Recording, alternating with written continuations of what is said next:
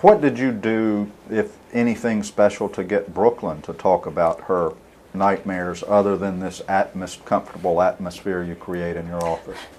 I don't think, I'd love to say I did something special, but no, I don't think I did.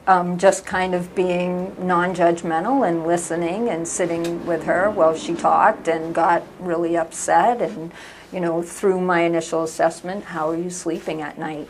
That's one of the questions that's on the initial assessment. And she told me about a pretty yucky nightmare that she has. This yucky nightmare that she has, could you tell us what she described to you? I can.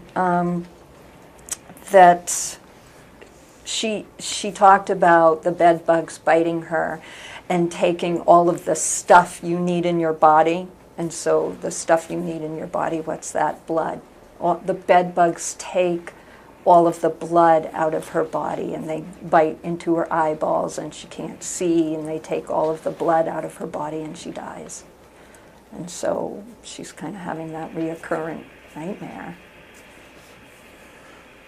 Now this, a 7-year-old girl dreaming about her own death, yeah, through having all their blood.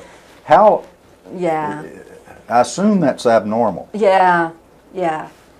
That's out there, and that kind of, you know, usually kids aren't thinking about their bodies that way. They're not thinking about the blood and the stuff you need in your body to live. They're usually not thinking about it like that.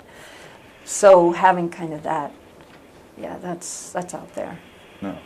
In PTSD, there's one of the criteria, as I understand it, is that they've been exposed to something one time or numerous times that is an actual physical harm or a threatened harm. Is that one of the things you look for? Perceived.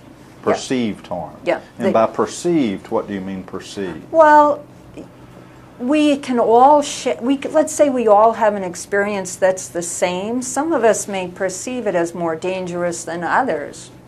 You know, it's just who we are as humans. And so a perceived event. So for Brooklyn, the stuff with the bed bugs happening to her and all the different parts and pieces that went along with it, her perception was, you know, it's horrible and she could die or whatever. I mean, her perception. So it's really, as individuals, it's our perception of an event.